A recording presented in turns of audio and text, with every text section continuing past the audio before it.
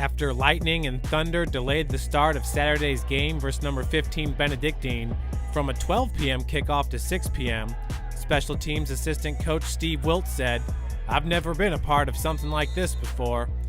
Coach Wilt has over 50 years of coaching experience. Despite the setback, the Cougs outscored the Ravens 20-7 in the second half en route to the 26-21 victory and advancement to the quarterfinal round of the NAIA Football Championship Series. Well, it's the first time I've ever had one where you send everybody home and you come back 6 hours later. I've had 45-minute, hour delays, maybe even a 2-hour delay once. But it's the first time, we told everybody to go home and get a nap and come back. I thought we were pumped up, ready to go. I think the adrenaline cycle kicked in about 11:30. We were ready to play. And then the lightning starts, and then with the radar, as it looked, it was going to be in for a while. It was wrong. We could have probably played about 2 o'clock. But nonetheless, we kick off at 6 o'clock. It's rainy, it's windy, it's a nasty night for football. Killed our crowd coming back, that late at night. And I think the weather, the adrenaline cycle is awfully difficult to get back. The wind, the rain, all those factors. Man, it just came down to guts, making plays, some strategical moves. Coaching staff did a great job putting us in the best position to win. They had an outstanding football team. Transfer receiver from Western Kentucky, quarterback made plays, had a great running back. Defensively, they were a pressure team. Good football team, and obviously well coached. I think the world of Coach Wilcox. He's a great football coach, great man, and we've known each other for a long, long time. And, I think a lot of mutual respect for one another. It was a lot like last year, Morningside. We were down 20-7 at halftime. It's kind of the same feeling, like you're down, but you're not out. So when we come out and Greeny just takes that kickoff all the way back, it's just kind of like, we got this. And Boz gets that 2-point conversion right after, and we felt like we kind of were back on top. We had the momentum, and I think everybody got some confidence after that. After a 6-week layoff, sophomore Rocky James got some confidence. With the receiving core now at full strength, it was still senior Sean Boswell turning heads with his play on the field. Sean is an amazing, amazing young man. He just always plays bigger than he is. He makes plays. He's a gamer. He's going to find a way to win. He's going to find a way to beat you. The catch he made, I thought, oh my gosh, incredible. Rocky's first game since first possession of an October 7th Concordia game. So getting him back into the saddle again, he made one huge catch, vertical, went up and took the ball away, which was a big play at the time. I think he had 3 or 4 catches and made some plays. But having him back, so now you got, big play threats on both sides, and with Boz and in the middle. And, Blackwell's playing well. I got Gegner, I thought had a great game as well at the wingback position. So, we're starting to fire on all cylinders, I think. Green, at halftime, we're down, 14-6 at half. I said, I thought that they would take the wind in the third quarter. They elected to do it in the fourth. I told our guys, I said, we're going to have to battle the wind. Which quarter, I'm not sure. But, if they take the wind in the fourth, we're going to get a chance at a return. Good field position, score. Here's the 2-point play. We already knew what it was going to be. And boom, it took Jay 10 seconds, to return the kickoff for the touchdown. The 2-point play was a perfect throw from Nick to Boz, and so now we're in a tie ball game again. So we started the third quarter very well, and then came out and fought through the conditions and made enough plays to take the lead. But they didn't quit. They kept fighting to the end, and threw the bomb to the transfer receiver, who I thought was extremely talented, and made it a heck of a ball game. It was 60-minute shootout of hard-fought football that took a lot of courage and stamina, resiliency to get through for a W. When the chips are down, what kind of player will you be? We know the type of player Justin Green is. We've certainly talked about him enough. And now you can add to his resume USF single-season rushing leader after passing Cougar great Michael Lito, and USF single-season scoring leader after his kickoff return for a touchdown pushed him to 156 points on the season. And you better believe the guys love blocking for Greeny, especially wingback Zach Gegner. Well, he's definitely a special player, there's no doubt, but he sees the field different than any other running back I've blocked for. You know, I'll be out there last weekend and I'm blocking a guy and he said, hey, I'm gonna hit this way next time, so do this or something like that. So it's just nice to have a guy that knows what he wants to do and can see the field. Once he gets to my block, it's usually like 1 or 2 away from hitting a big one. So if it's almost a big one, so if I'm squaring a guy up and he wants to hit it outside instead of inside, then next time I'll know to go for that far shoulder. If he wants it inside, then next time I'll know to throw my inside arm and throw that guy out of there. But he sets up blocks very well, makes your job easier.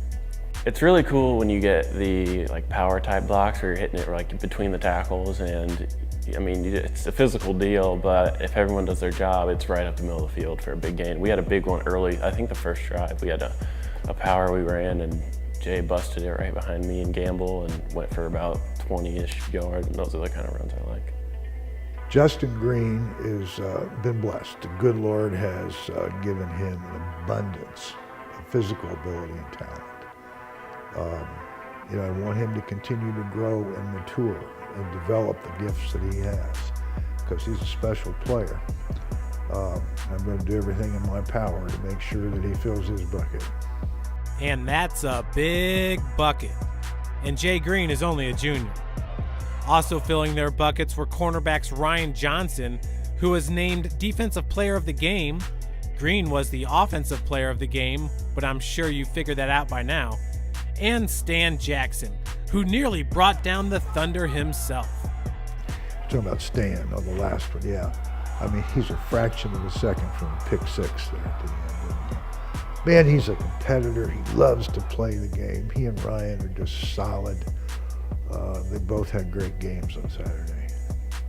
With so many great plays in the game against the Benedictine Raven, none put a smile on the Cougar faithful's face like the 11-yard reception by senior Zach Gegner, which proved to be the game-winning touchdown. You know, Zach's a winner. He's a tough kid. You know, whatever he does in life, he's going to be successful. If he's going to be an accountant, he'll be the best one. You're right. He just overcomes adversity. I know he's played in pain. We've got great care with Parkview Health. They do a great job. And he's missed a couple ball games throughout the year, but I think he's ready to go right now and compete this weekend. We got another tough one coming in. Yeah, I kind of do a lot of the behind-the-scenes work with the pass blocking and the run blocking. So on that play, we were just kind of, it was a play action, we faked the ball to Jay and hit me in the corner. And I mean, it was kind of nice to score after a while. You know, I got my freshman protege, Casey, has already got a score on the year. And it was nice to finally get one too. I mean, I play a position that doesn't always get to go deep or get in the end zone, but it's just nice to catch one myself, I would say.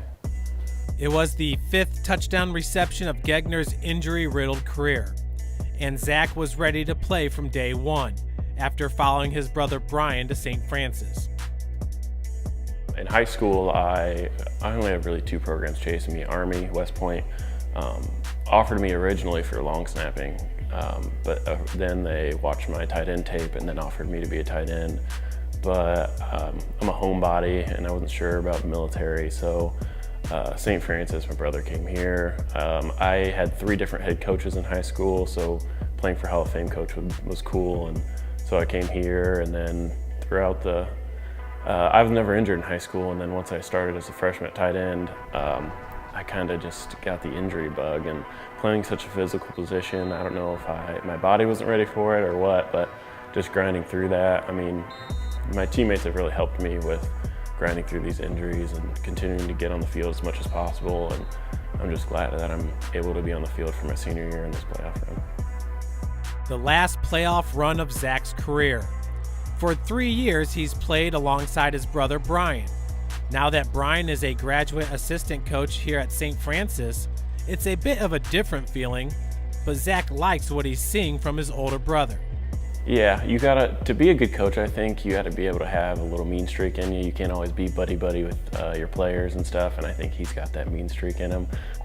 You can just see, like, with him running the scout defense, you can just see when guys don't do the right thing. He's not afraid to get on them, and it's not necessarily always the nicest way. He'll call them out in front of people, and you have to be able to do that as a coach to hold each other accountable. So he's really smart, being center. He knows everything up front and stuff like that. Winning Remington's not an easy thing to do, so the fact that he won that, I mean, that helps him a long way in coaching, and I think he'll be a great O-line coach, maybe an offensive coordinator one day.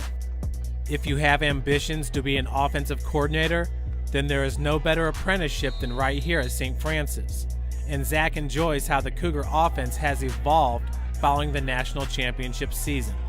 Yeah, I think this year more than anything, we get the ball to different people a lot. Like Dan, Rocky, Boz, me, Jay, everyone's getting a piece of the action. So I think that's a little more exciting this year. You never know where the ball's going to go. But being healthy, I mean, it's your senior year, so going out there in a playoff game this year is a little different than last year because you never want to lose and you don't have that mindset, but it dawns on you a little more that if I lose, this is my last football game ever. So you have that feeling going into it. It means a little more now, I guess. And to keep the playoff run alive, the Cougs will first have to square off with number 10 Northwestern College. The Red Raiders are back in the quarterfinal round after an 11-year absence. They beat number 7 Langston in the first round 55-7. They also have the NAIA's 7th-ranked scoring defense, giving up only 19 points per game.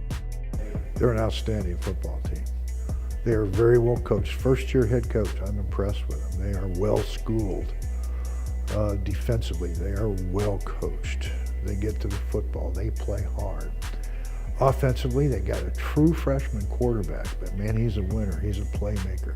They got a tailback that runs hard. They have a core of receivers that are playmakers. It will be no easy task, believe me. We'll have to play good football. While top to bottom, we'll stick with the MSFA as the best conference in the country. But there's no doubt that the 16 teams that qualified for the NAIA FCS are legit. And the Great Plains Athletic Conference might be the second best in the nation. Northwestern's only loss is the number 3 Morningside, who we know is a really good squad. Well, I think Morningside has elevated play in that league as you go down through it. I think Northwestern is an outstanding football team. And I look through some of these others on teams that have elevated themselves, Midland and Doane and what's the other school, Dordt. I mean, 5 years ago you kind of chuckle, at some of those, but I think Steve Ryan at Morningside has done a tremendous job. They got a new inspiration in Northwestern, the first time they made playoffs in a while. First postseason win last Saturday against Langston since 2006. So they're on a high right now. They're peaking. As I say, we'll have to play an outstanding football game.